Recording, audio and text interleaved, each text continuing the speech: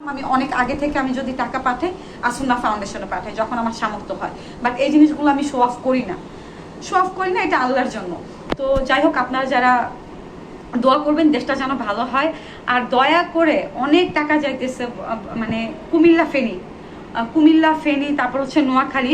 যাই হোক, আমি বলবো যে আপনারা সবাই দোয়া করবেন আর বুঝে শুনে টাকা পাঠাবেন, হুটহাট আবেগের বর্ষে টাকা পাঠাবেন না। হ্যাঁ, আর সেনাবাহিনীদের কাছে টাকা পাঠাতে পারেন আপনারা। সেনাবাহিনী আর আসুন্না ফাউন্ডেশন এই দুইটা জায়গায় আপনারা টাকা পাঠান, ভুলভাল অন্য কোথাও টাকা পাঠাবেন না। এই জন্য আমাকে অনেক সময় বলে যে আপু তুমি পেজ থেকে হচ্ছে লাইক করো, আমি এগুলা অনেক সময় বলে যে আমি নিজে থেকে যতটুকু পারি 1000 পারি, 500 পারি, 5000 পারি, যদি 50,000 পারি আমি দিই। হ্যাঁ, আমি যখন ফার্স্ট টাইম যখন আমি আর্নিং করতাম বা আমার আর্নিং আসছে, তো এমনও হয়েছে আমি আসুন্না ফাউন্ডেশন থেকে আমার জানাশোনা কিছু অসহায় পরিবার ছিল, সেই সময় আমার টাকা যখন ছিল আমি 30-40 হাজার আমি দিতে পারছি। আমি এখন নিজেই অসহায়, আমার টাকা নেই। আমি অনিক ভাইকে যখন আমি টাকা পাঠাই, অনিক ভাইকে আমি বলতেছিলাম ভাইয়া আপনি টাকা দিয়ে দেন, আমি দিয়ে দিব। অনিক ভাই বলছে ঠিক আছে, সমস্যা নেই। তারপর আমি মুন্নার কাছে বললাম যে মুন্না আমাকে কিছু টাকা তুমি ধার দাও ভাই, আমি তোমাকে দিয়ে দিব। তো তখন আর কি মুন্নার কাছ থেকে ধার দিয়ে আমার সামর্থ্য অনুযায়ী আমি দিছি, 1 টাকা হোক 2 টাকা হোক দিছি। বাট থ্যাংক ইউ জানাবো অনিক ভাইয়া, অনেক ভালো একজন মানুষ। তারপর শাওন ভাইয়া আর রিমু আপু ইন্ডিয়া থেকে, বিশ্বাস করেন কিছু হিন্দু ভাইরা, কার্জনদা কিন্তু হিন্দু, তিনিও মুসলমানদের পাশে দাঁড়াইছে, এটা কিন্তু কেউ জানে না। সেও তার যত পোলাপান আছে তাদেরকে দিয়ে হেল্প, এগুলো কিন্তু শো অফ করে নাই কেউ। আমি চাইলে ভিডিও মেক করে শো অফ করতে পারতাম। তারপর আরেকটা আছে আজিম ভাইয়া, উনিও কাজ করতেছে, আমি বইলা শেষ করতে পারবো না।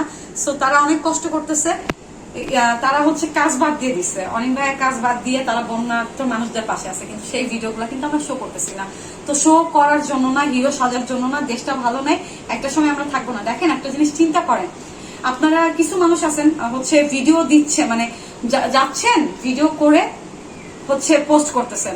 একটা কথা মনে রাখবেন, কুমিল্লার মানুষ, ফেনীর মানুষ, নোয়াখালীর মানুষ, তারা কিন্তু গরিব না, তারা কিন্তু বড় লোক। কুমিল্লার মানুষ, ফেনীর মানুষ সব থাকে প্রবাসে, আমেরিকা, লন্ডন থাকে, তাদের কিন্তু টাকার অভাব নাই। তারা কিন্তু ভিক্ষা নিতেছে না, তারা এখন অসহায় হয়ে পড়ছে, তাদের অনেক টাকা আছে। তাদেরকে এটা মনে করবেন না দান করতেছে, বিপদে পাশে থাকা, তাদেরকে এটা দান করা না। তারা গরিব না, তাদেরকে দান করা না। কারণ কুমিল্লা, ফেনী, নোয়াখালীর মানুষ, চিটাগাংয়ের মানুষ, এরা অনেক বড় লোক, সব থেকে ধনী কিন্তু ওই সাইডের মানুষ। তো আজকে টাকা পয়সা আলা মানুষগুলাও কিন্তু বন্যায় তলায় গেছে। তো এইটাই আমাদের একটা শিখার ব্যাপার আছে যে আমাদের ক্ষমতা, অহংকার, টাকা পয়সা চিরদিন থাকে না।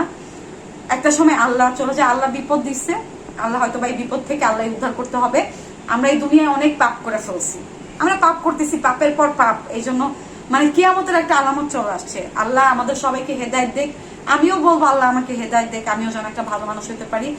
ভালো রাখুক, সবাই দোয়া করবেন। একটা কথা মনে রাখবেন, টাকা, ক্ষমতা, অহংকার এগুলা চিরজীবন থাকে না, থাকে হচ্ছে মানুষের ভালো ব্যবহার, ভালো কিছু, এগুলাই দুনিয়ায় থেকে যায়। তো অনেক ছোট ছোট বাচ্চাদের দেখে খারাপ লাগতেছে। আর বিশেষ করে আমি বলবো যেসব ভাইরা ওইখানে স্পিড বোট নিয়ে যাচ্ছেন, হেল্প করতেছেন, অনেকে হচ্ছে প্রাণী নিয়ে কাজ করেন, কুকুর, বিড়াল, পশু প্রাণী, ওরাও অবলা প্রাণী। আমার কাছে মনে হয় কি জানেন, আমার সব থেকে বেশি খারাপ লাগে ছোট বাচ্চাদের দেখে, আমার খারাপ লাগছে। আর কুকুর, বিড়াল, তারপর হচ্ছে গরু, ছাগল যেগুলো আছে, এগুলা দেখে আমার খুব খারাপ লাগছে, কারণ এরা অবলা প্রাণী। আমার মাঝে মাঝে মনে হইতো আমি যদি মানুষ হয়ে জন্ম না নিয়া গরু হয়ে জন্ম নিতাম, একটা কুকুর হয়েও যদি জন্ম নিতাম, তাও ভালো হইতো। এই কথাটা শুনতে অনেকের কাছে খারাপ লাগবে, অনেকে হয়তো বা এটা নিয়ে ভালো, অনেক সময় ট্রোলও করে দিতে পারেন, বিশ্বাস নেই। কেন বলতেছি, আমরা মানুষ হয়ে বেইমানি করি, আমরা মানুষ ভালো না। মানুষ হয়ে কি করি, বেইমানি করি, মানুষের টাকা মেরে খাই, মানুষ মাইরা খাই, তারপর হচ্ছে মানুষ ধৈর্য পিটাই, আমরা একে অপরের প্রতি অন্যায় করি। কিন্তু কুকুর, আপনি যদি একটা কুকুর পালেন, আমি কুকুর পালছি, কুকুরও যদি আপনি পালেন, কুকুর আপনাকে ছাইরা চলে যাবে না, কুকুর খারাপ সময় পাশে থাকে। তো এই জন্যই বললাম, যারা হচ্ছে এই অবলা প্রাণীগুলোকে উদ্ধার করবেন, যে সকল ভাইরা আছেন স্পিড বোর্ড নিয়ে যাইতেছেন, তাসরিফ খান ভাইয়া, যে সকল বা আসুন আহমদুল্লাহ হুজুরের, আমার এই ভিডিওটা, আমি এত বড় পার্সন না যে যাবে, যে আপনারা এই অবলা প্রাণীগুলাকে একটু বাঁচাবেন, ওদেরকেও একটু বাঁচাবেন, ওরা বাঁচার জন্য আকুতি করতেছে। বিড়ালের বাচ্চাগুলা দেখে আমি কান্না করছি, কুকুরগুলা দেখে আমার খারাপ লাগছে।